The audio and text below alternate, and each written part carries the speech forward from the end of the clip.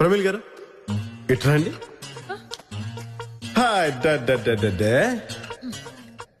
ఆ వినయం, ఆ విధేయత, ఆ ఒద్దిక, ఆ కళ్ళు చూడండి.